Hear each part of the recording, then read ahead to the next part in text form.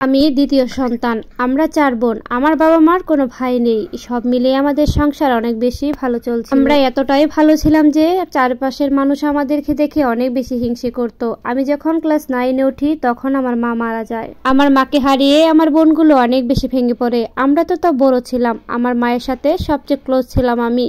খেলা থেকে শুরু করে মোবাইলে গেম সবকিছু, সব সুন্দর সুন্দর মুহূর্ত ছিল আমার মায়ের সাথে। আমি হাতে পায়ে শুধু বড় হয়েছি, তেমন একটা কিছু বুঝতাম না। আমার মা কোথাও যেত না। হঠাৎ একদিন আমার মাকে দেখি কোথায় যেন যাওয়ার পথে মায়ের সাথে দেখা হয়ে গেল। মাকে জিজ্ঞেস করলাম, মা কোথায় যাচ্ছ? মা বলল, বাজারে যাচ্ছি তোর বাবার দোকানে। আমি আর মাকে পাল্টা কোনো প্রশ্ন করলাম না। বাবার দোকানেই তো যাচ্ছি, হয়তো কোনো দরকার। সাথে আমার বান্ধবীরাও ছিল, তাই আমি বাসায় চলে আসলাম। আমার মা কিন্তু কখনোই অসুস্থ ছিল না, কিন্তু ওই দিন বাজার থেকে আসার পর আমার মাকে খুবই অসুস্থ লাগছিল। আমি একটু গোসল করতে গিয়েছিলাম, এসে দেখি আমার মাকে আমার দাদু খাইয়ে দিচ্ছে। আমার মা বিছানা থেকে উঠতে পারছে না, শুধু কান্না করছে। দাদুর সাথে মায়ের সম্পর্ক এতটাও ভালো ছিল না যে খাইয়ে দিবে, তবুও মা দুর্বল ছিল, তাই দাদু খাইয়ে দিচ্ছে। বিষয়টা দেখে আমার অনেক বেশি ভালো লাগলো। এভাবে কাটতে লাগলো কিছুদিন। মায়ের অসুখ আস্তে আস্তে বাড়তে লাগলো, কিন্তু কিছুতেই বুঝতে পারছিলাম না আসলে মায়ের কি হয়েছে। আমার মাকে দেখে কখনোই মনে হয়নি সে অসুস্থ, কারণ সে ওই যে বললাম, সে কখনোই অসুস্থ থাকেনি। হঠাৎ করে মা কি হলো বুঝতেই পারছিলাম না। আসলে আমার মা ছিল অনেক স্বাস্থ্যবান, তাই দেখে তেমন একটা বোঝা যাচ্ছিল না যে আমার মা অসুস্থ হয়ে পড়েছে। আসলে আমার মা ছিল 8 মাসের গর্ভবতী, বাচ্চা নষ্ট করে সে এমন অসুস্থ হয়ে পড়েছে। মায়ের অবস্থা দিন দিন আরো বেশি বাড়তে লাগলো। তখন একটা ডাক্তারকে নিয়ে আসলো বাড়িতে। ডাক্তার এসে ঘুমের ইঞ্জেকশন দিয়ে চলে গেল।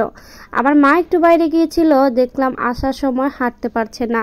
বলছে আমার 4 মেয়ে হয়েছে, এতটা কষ্ট হয়নি যতটা কষ্ট আমার এখন হচ্ছে। তারপর রাতে আমার মায়ের অবস্থা অনেক বেশি খারাপ হয়ে যায়। খারাপ হওয়ার পর তাকে হাসপাতালে নিয়ে যাওয়ার পর একটা অপারেশন করা হয়। অপারেশন করার পর আমার মায়ের সেখানেই মৃত্যু হয়। মা মারা যাওয়ার পর 2 থেকে 3 মাসের মাথায় আমার বাবা আবার বিয়ে করে। প্রথম মা অনেক বেশি ভালো থাকলেও আস্তে আস্তে তার আসল রূপটা বের হয়ে শুরু করে। সে আমাদেরকে অনেক কিছুই বলতো, আসলে সরাসরি বলতো না। আমার বাবাকে দিয়েই আমাদের অনেক কথা বলাতো, আমাদেরকে দিয়ে অনেক বেশি কাজ করাতো। শুধু তাই নয়, আমার যে 2টা ছোট ছোট বোন আছে তাদেরকে দিয়েও অনেক বেশি কাজ করাতো। তাদের টিভি দেখতে দিত না, ঠিক মতো খেলাধুলা করতে দিত না, আরো অনেক কিছু। আর তাকে যদি কিছু বলা হতো তাহলে সে বাপের বাড়ি চলে যেত। যাই হোক, বিয়ের 5 বছর পর আমার একটা ভাই হয়, তাকে আমরা অনেক বেশি ভালোবাসতাম। এক পর্যায়ে আমার মা আমাকে বিয়ে দিয়ে দেয়। আমার হাজব্যান্ড বাইরে ব্যবসা করত, আমি আমার স্বামীর সাথেই শহরে থাকতাম। কিন্তু যখন আমি প্রেগনেন্ট ছিলাম তখন সে আমাকে বাড়িতে পাঠিয়ে দেয়। বাড়িতে শাশুড়ির সাথেই থাকতাম। বাড়ির সমস্ত কাজ, রান্নাবান্না থেকে শুরু করে সবকিছুই আমাকে করতে হতো। তাদের নাকি আমার হাতের রান্না অনেক বেশি পছন্দের। এই গর্ভবতী অবস্থায় এই সমস্ত কাজ করা আমার জন্য অনেক বেশি কষ্ট হয়েছিল। আমার একটা চাচা শ্বশুর ছিল, সে অনেক বেশি ভালো ছিল। সে প্রায় প্রতিদিন সকালে আমার যে থালা বাসনগুলো ছিল সেগুলো ধুয়ে দিত, কারণ আমার বাবুর ঠান্ডা লাগবে বলে। প্রেগনেন্সির 8 মাস পর হঠাৎ করেই আমার পেটে অনেক ব্যথা করে। ডাক্তারের কাছে গেলে সে বলে আমার নাকি পানি কমে গেছে, প্রচুর পরিমাণে পানি খেতে হবে। কিন্তু কলের পানি আমি একদমই খেতে পারতাম না। তাদের কলের পানি কেমন জানি লাগতো, তবুও অনেক বেশি কষ্ট করে সেগুলোই খেতাম। আমার শ্বশুরও আমাকে অনেক বেশি বকাঝকা করতো পানি খাই না বলে। আমার হাজব্যান্ড অনেক বেশি ভালো মানুষ ছিল বলে সবকিছু মেনে নিতাম।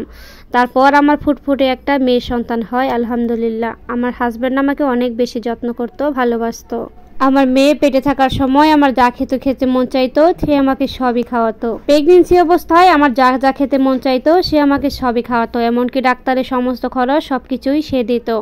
সন্তান হওয়ার পর আমাদের গ্রামে একটা রীতি আছে, 7 দিন পরে বিরিয়ানি কিংবা খিচুড়ি রান্না করে সবাইকে খাওয়াতে হয়। শাশুড়ি বলছে বিরিয়ানি যেন আমি রান্না করি, কিন্তু সেদিন আমার সিজারের মাত্র 7 দিন। আমি ঠিক মতো উঠে দাঁড়াতেও পারি না, কিন্তু শাশুড়ির হুকুম, আমাকে রান্না করতেই হবে। আমার চাচা শ্বশুর এই বিষয়টা দেখে তিনি আমাকে বিরিয়ানিটা রান্না করে দিয়েছিল। তারপর আমি আমার মেয়েকে নিয়ে বাসায় চলে আসলাম। আলহামদুলিল্লাহ, আল্লাহ যা করে ভালোর জন্যই করে, কারণ আল্লাহ উত্তম পরিকল্পনাকারী। এখন আমি আমার বাচ্চাদেরকে নিয়ে অনেক বেশি ভালো আছি। আমার স্বামী অনেক বেশি ভালো মানুষ, আমাকে অনেক বেশি ভালোবাসে, আমাকে অনেক কাজে হেল্প করে।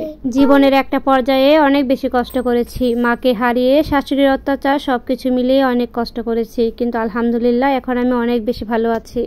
স্বামী, সন্তান, সংসার নিয়ে আমি অনেক বেশি ভালো আছি, অনেক বেশি ভালো দিন কাটাচ্ছি, আলহামদুলিল্লাহ। আপনাদের সবার কাছেই দোয়া চাই যেন আমি এভাবে সারাটা জীবন ভালো থাকতে পারি। এই গল্পের সাথে আমার জীবনের গল্পের কোনো মিল নেই। এই গল্পটা একটা আপুর জীবন থেকে নেওয়া। একটা আপুই তার জীবনের গল্পটা লিখে পাঠিয়েছেন।